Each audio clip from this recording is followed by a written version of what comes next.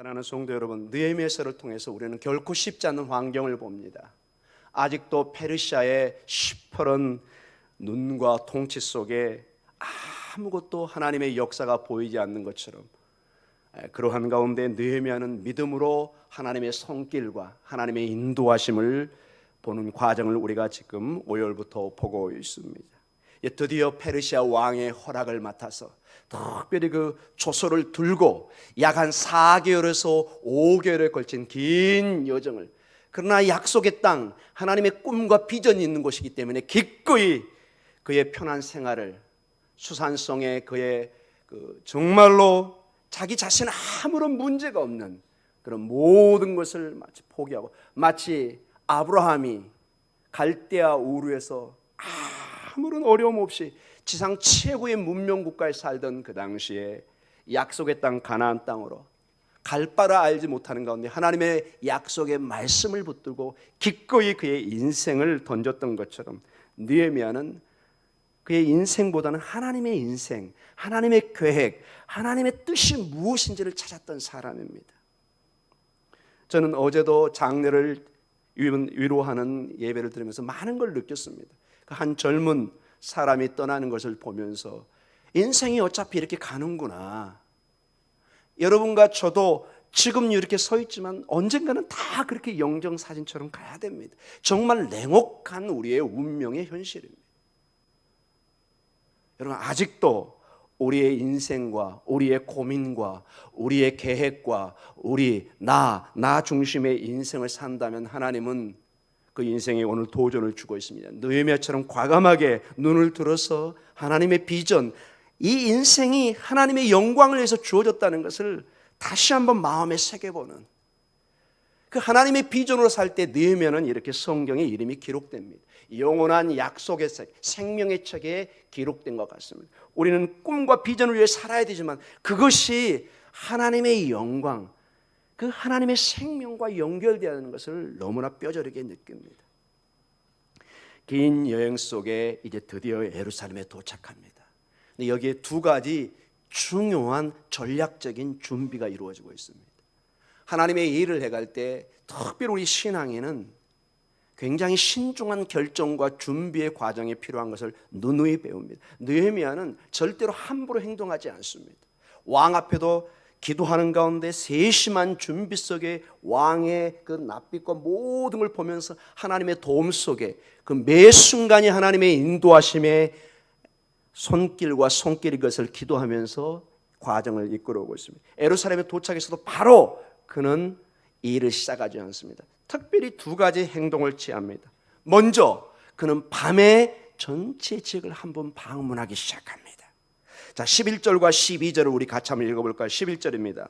내가 예루살렘에 이르러 머무른 지 사흘 만에 내 하나님께서 예루살렘에 위해 무엇을 할 것인지 내 마음에 주신 것을 내가 아무에게도 말하지 아니하고 밤에 일어나 몇몇 사람과 함께 나갈새 내가 탄 짐승에는 다른 짐승이 없더라. 13절까지 읽겠습니다. 그 밤에 골짜기 문으로 나가서 용종으로 본문에 이르는 동안에 보니 예루살렘 성벽이 다 무너졌고 성문은 불탔더라.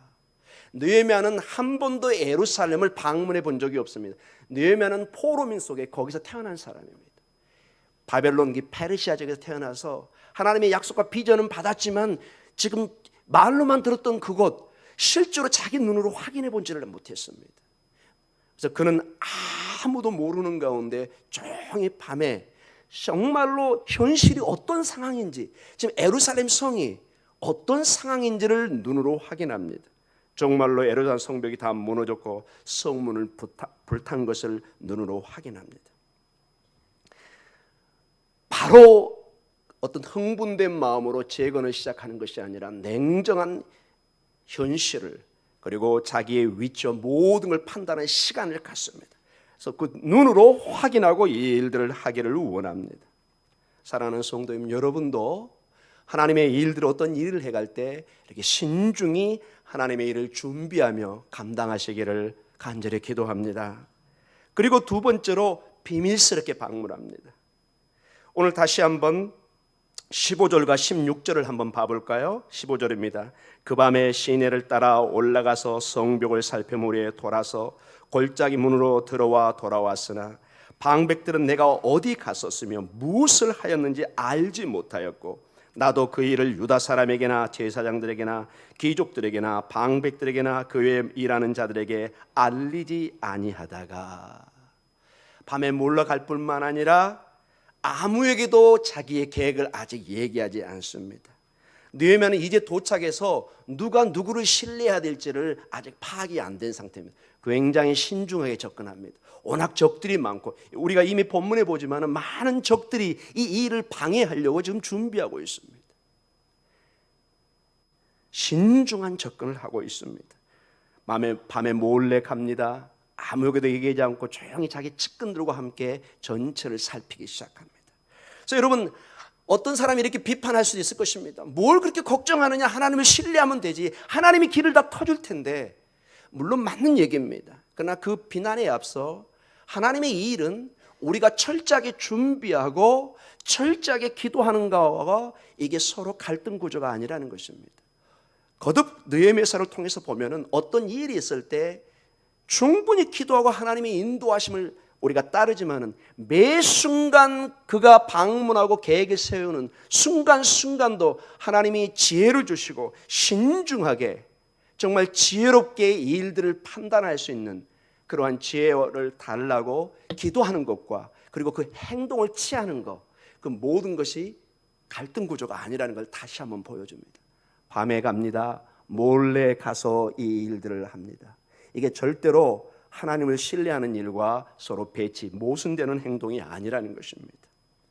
우리 교회도 여러분의 인생에도 어떤 계획을 세울 때 신중하고 또 신중하게 접근하는 것, 그것이 절대로 우리의 믿음에 모순되는 행동이 아닌 것을 보게 됩니다. 자, 12절에 보면은 우리 12절을 다시 한번 읽어보도록 하겠습니다.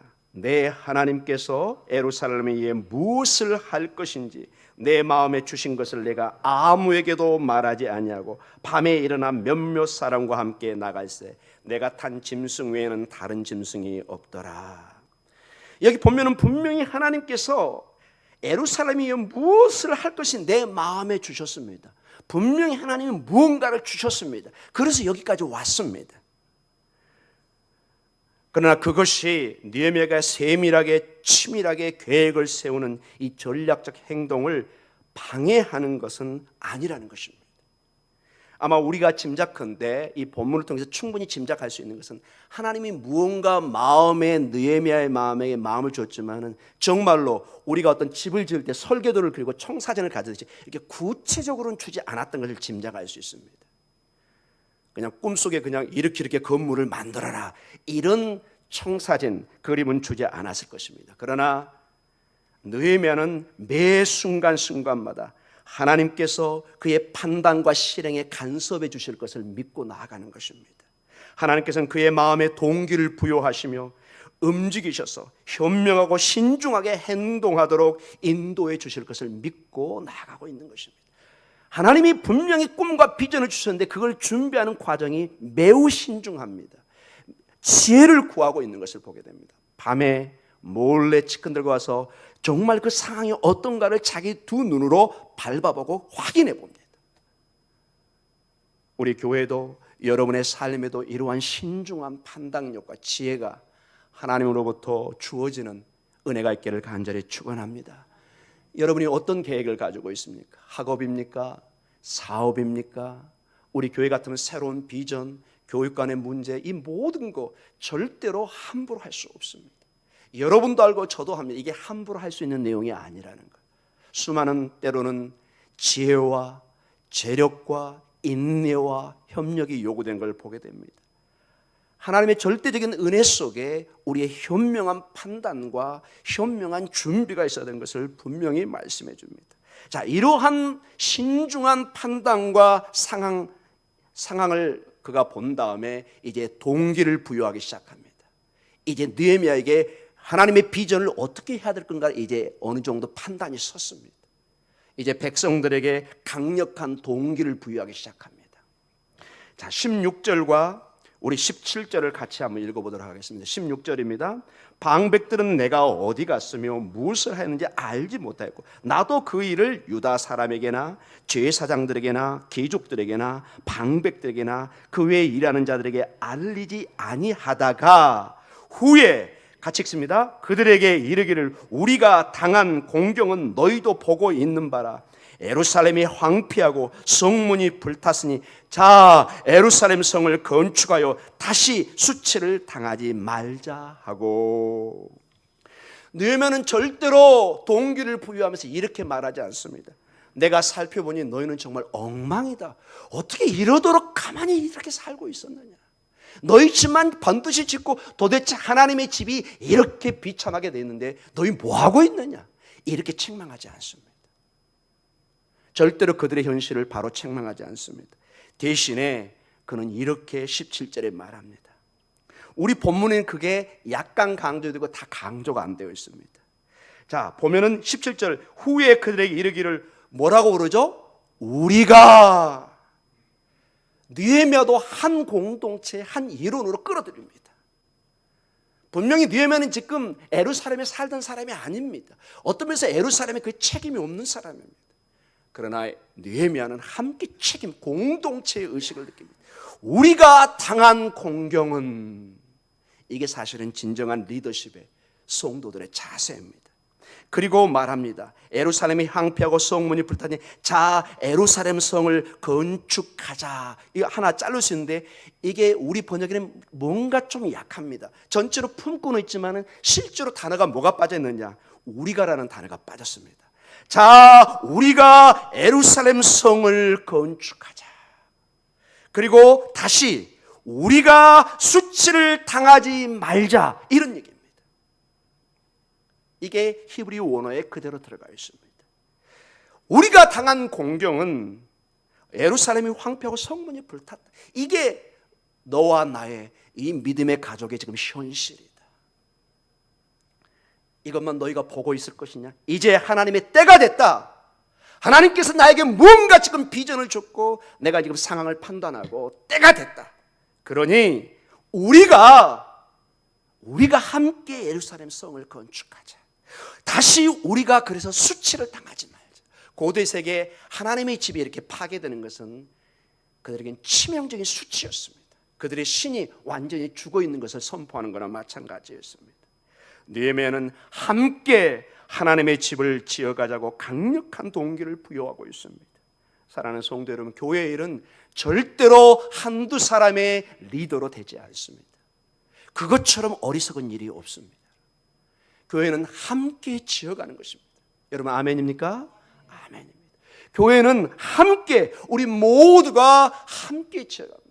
담임 목사 혼자 목이 터져라 얘기해도 아무런 의미가 없습니다. 우리 장로님들 아무리 목이 터져라 얘기해도 그거는 의미가 약해집니다.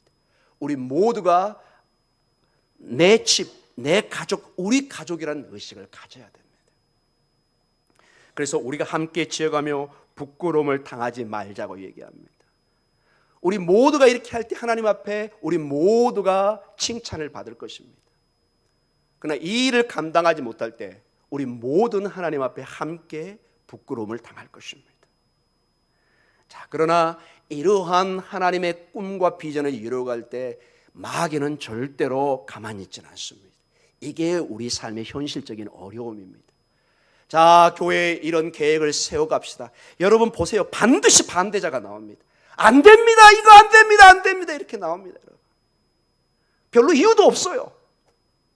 무조건 교회 일에 반대하는 사람이 있어요. 여기 봐보세요, 여러분. 10절을 한번 다시 한번 읽어보도록. 여러분 10절 읽습니다. 호론 사람 산발락과 종이었던 암몬 사람 도비아가 이스라엘 자손을 흥하게 하려는 사람이 왔담을 듣고 심히 근심합니다. 하나님이 이 일이 지금 흥하려고 하는데 근심하는 사람이 있습니다. 반대하는 사람이 막 나오려고 합니다. 그리고 19절로 일이 일어납니다. 같이 읽습니다.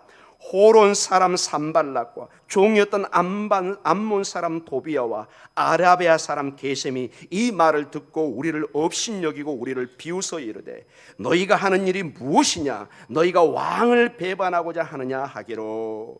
산발락과 도비아와 게셈은 주변 사람들이 그 당시에 리더들입니다.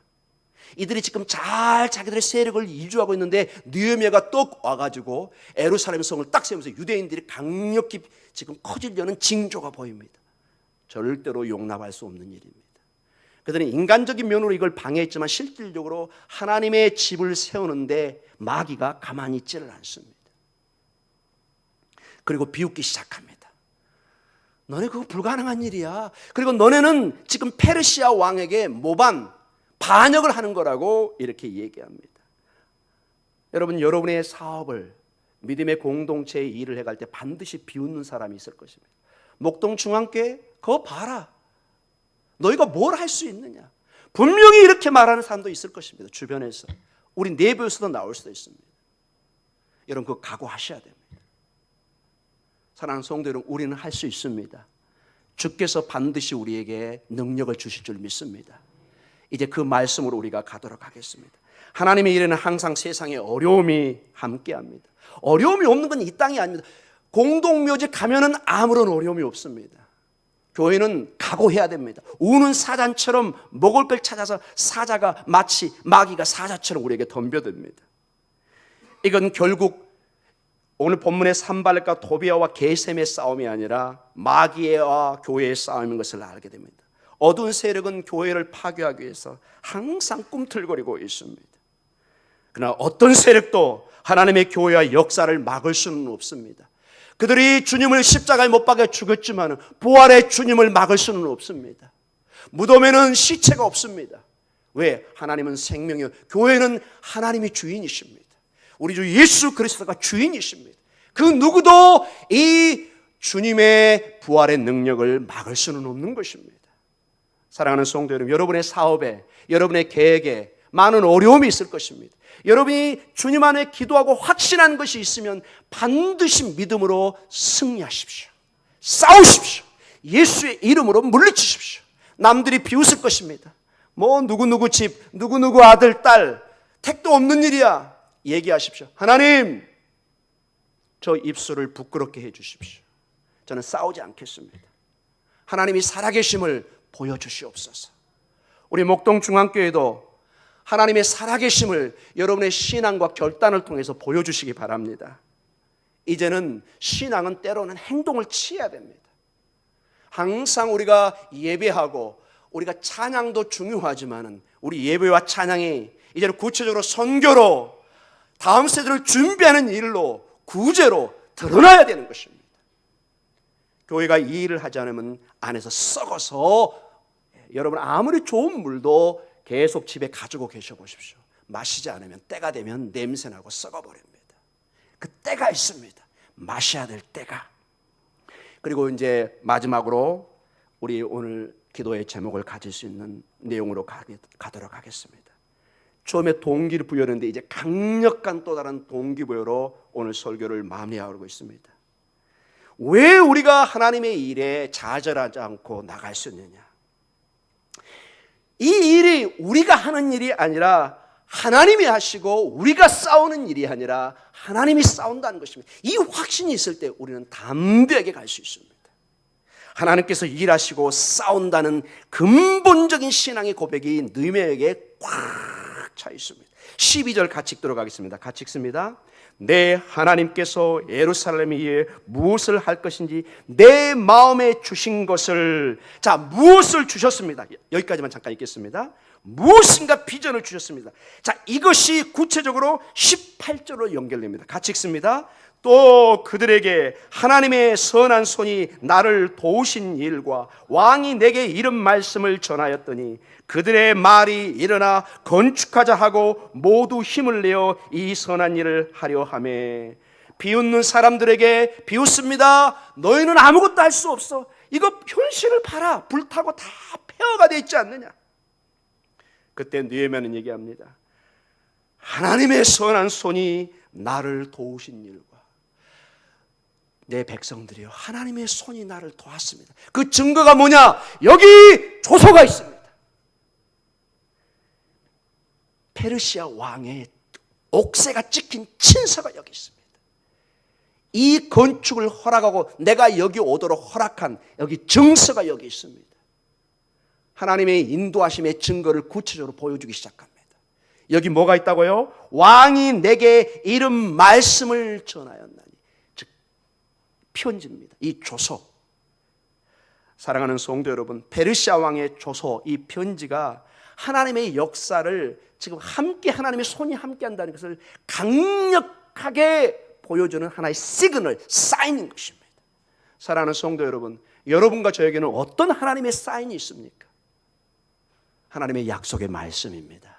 내가 너희와 함께하마. 내가 너와 함께하마.